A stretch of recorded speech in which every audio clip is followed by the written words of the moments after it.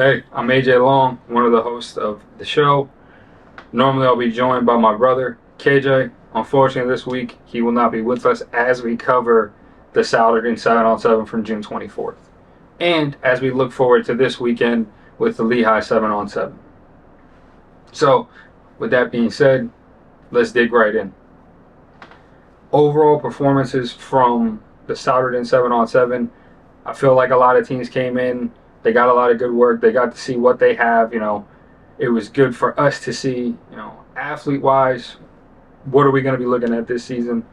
And let me tell you, if these teams decide to put the ball in the air, there's going to be a lot of explosive football in Lehigh Valley this season. And for a lot of us, we haven't had that for a while. There are a lot of really good athletes, and there's a lot of really good young quarterbacks that are coming up that we'll talk about later. But right now, let's dig into this.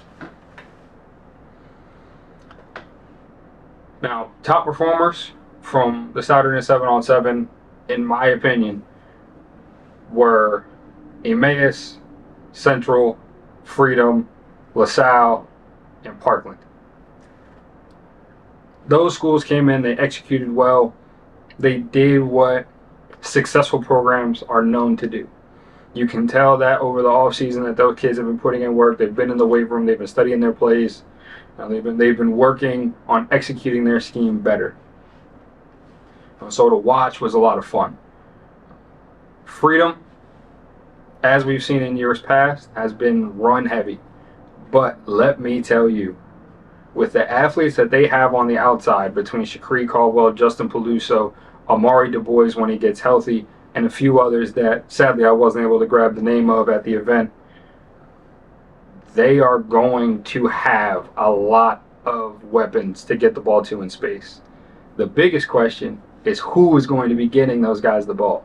Will it be Xavier, who got some reps last year when Neidig went down? Is it going to be one of their young sophomores that are coming up? We will see, but ultimately they have the weapons, and they have another running back in their stable in Aaron that when need be and if need be that they need to run the rock and pound it, he's proven that he can do it over the past few years. So overall, Freedom, they're going to be big up front. We all know that. You see Wheeler's little brother. You see the youngest Moore, as well as the rest of their offense and defensive line. Overall, that is a very complete team. It's just going to be a matter of who is leading the charge for them. Central. They got the addition of Dwayne Kelly Jr. from Becca.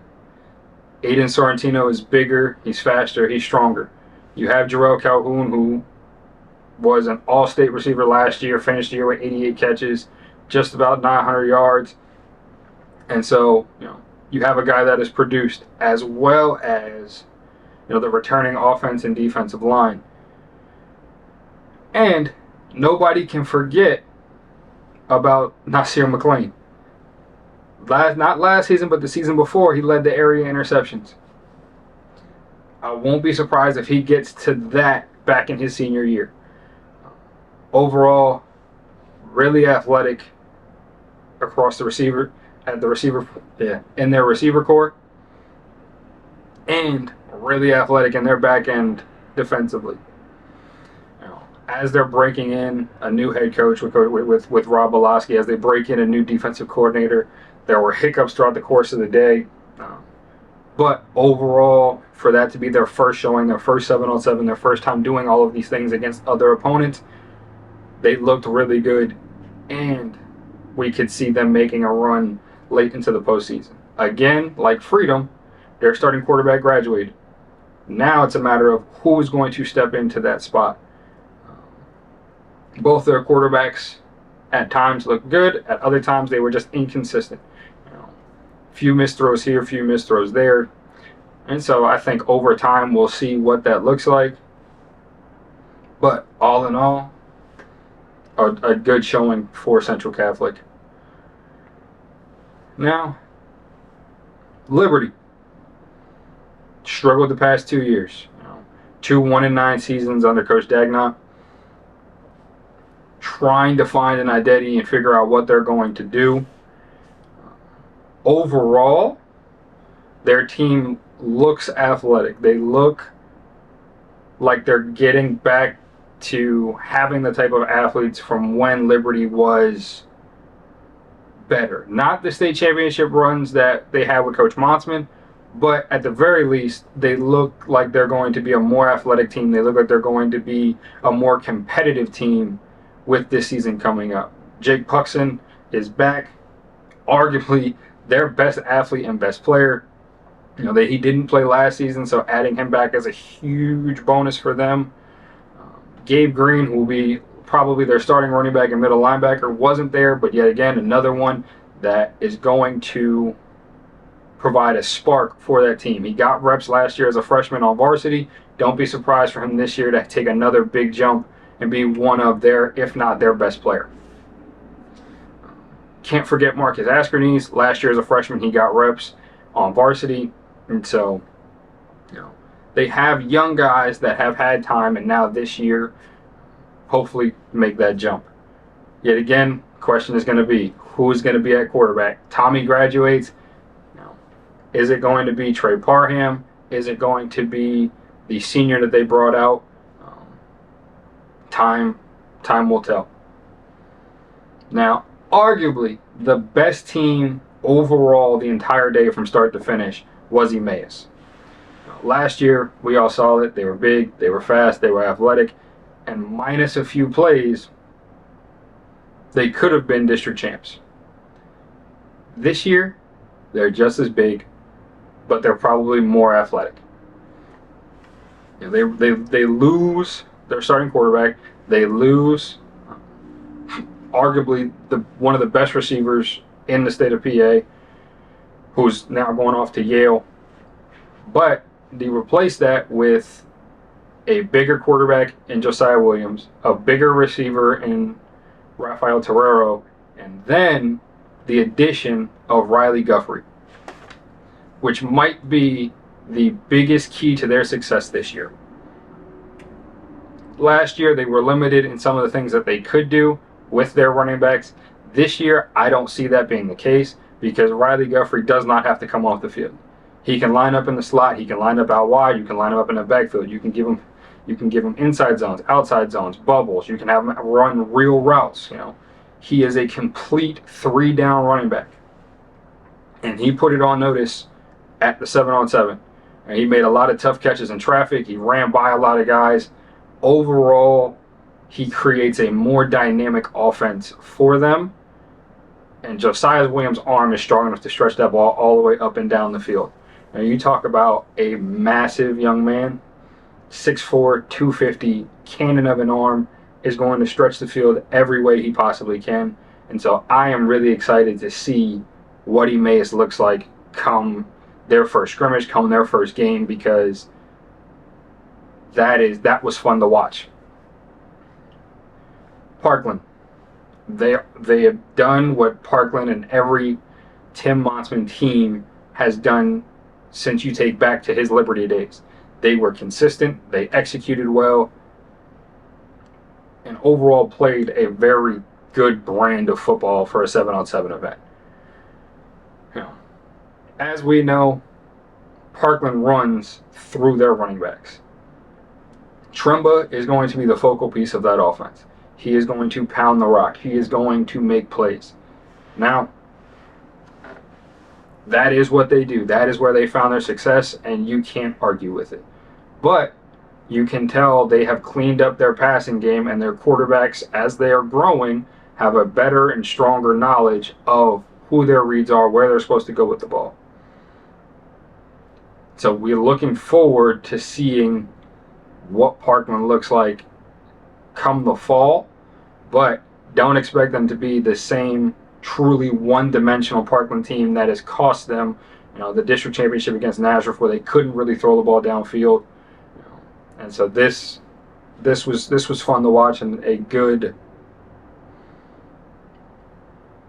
great first step for them moving forward before this season. Now, a few of the other schools that were at the event, Penridge looked good. We'll see what exactly they look like come season. Never a school that is known for throwing the ball a ton, but they do have a big 6'3" receiver. He runs good routes. He catches the ball consistently. They have some other good-sized playmakers, and a quarterback coming off of starting as a freshman. We'll see what steps that he take, and we'll talk more about him in a little bit. Now, the school that's probably most known by everybody, LaSalle, came in, executed, made big plays, made consistent plays. Them playing down in the Philly Catholic League, so they are going to go through the gauntlet. But yet again, young quarterback, 2026, Gavin Sidwar, the kid can flat out spin it. And LaSalle is always well coached. Their teams are going to play consistently. It was fun to be able to see them at this event competing against other schools. And so, all in all, that's what you expect from one of the most consistent and best programs in the state of Pennsylvania. Now, I've alluded to it. I've talked about it quite a bit. But the young quarterbacks at the Souderton 7-on-7 class of 2026 absolutely took over the event. At one point on the main stadium down there, it was Liberty, Souderton, Penridge, and LaSalle. And each one of the quarterbacks that was on the field, class of 2026 guy, and they were spinning it. They were putting on notice like, hey, we might be young, some of us might be inexperienced, but we're going to rip the ball and we're going to make good and consistent throws.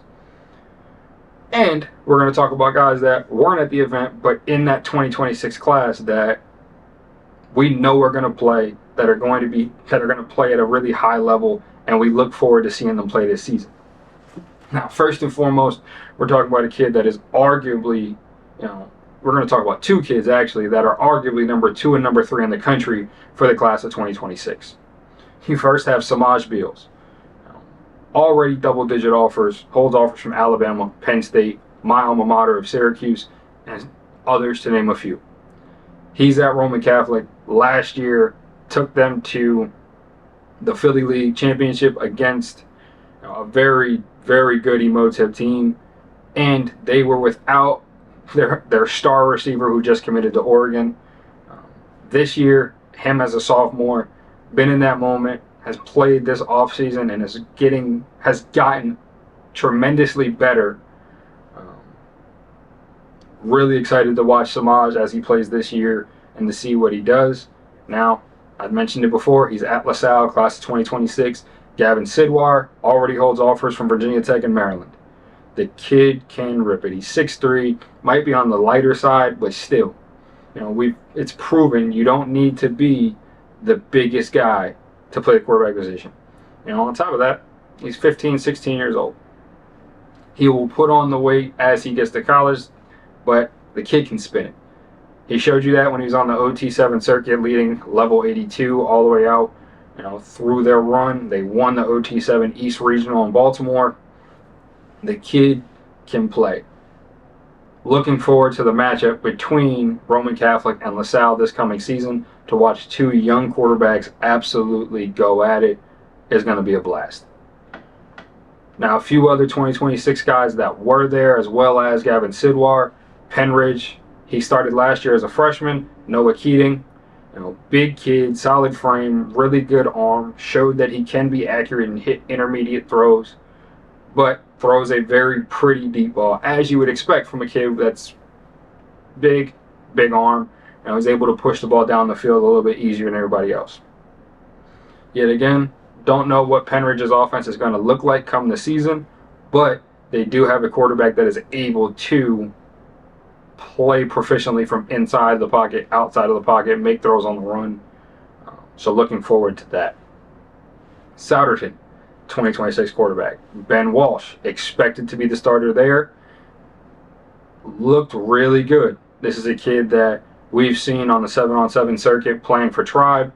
Kid is really good, very decisive, very accurate. May not have the biggest arm in the world, but understands timing and understands windows throws. And so therefore, the kid is going to create problems for defensive coordinators because of the fact that he's going to be able to get the ball out on time. He's going to be able to be accurate, and get the ball into his playmakers' hands. Talking to some of Souderton's coaches, their biggest strength is the fact that they're going to have depth on the offensive line to help make his job easier. They're going to be able to run the football. They're going to be able to create opportunities and play action pass that's going to make his life simple as the guy leading the charge in his first year starting, as we expect. Now, obviously, time will tell whether that's true or not. Another one that wasn't at the event, but that we're going to talk about because he did see time last season as a freshman, Caden Vasa at Bethlehem Catholic. Now, they're bringing in a new head coach after the termination of Kyle Haas. So we're going to see. We do know that Vasa is in a battle with a freshman, class of 2027 quarterback Axel Burkhart, but as is the expectation due to Caden playing last year as a freshman a little bit, is that he has the leg up in that battle. Good-sized kid, not overly big, but very athletic. Very good basketball player. Can make plays in the passing game, can make plays in the running game. He has a very strong arm. And so we will see. But yet again, another kid in the 2026 class that likely when the season comes around will probably be starting. And we expect him to play well. Lastly, but not least, a kid that probably everybody expects me to talk about, Antonio Fontanez. He played for Diamond Athletics 7-on-7, our organization. Played very well, led his team to a 22-1-1 record on the season. The Nationals, he led them to the final, the Elite Eight. A lot of upside, but question is he going to be able to produce when the pads come on? We haven't seen him play since 8th grade. Everybody wonders the same thing. They see him throwing shorts and a t-shirt. The kid can throw the ball. He's very smart, but can you do it when the pads are on, when the lights are on, when there's bullets flying? The rest of these kids we've seen, because they've gotten a bulk of the reps last year, didn't really play a ton. And so, but yet again, class of 2026, all of these guys we've seen, whether it be from last year to the padded, their tackle seasons with their high schools, through the 7-on-7 circuit, all of these kids can flat out rip it.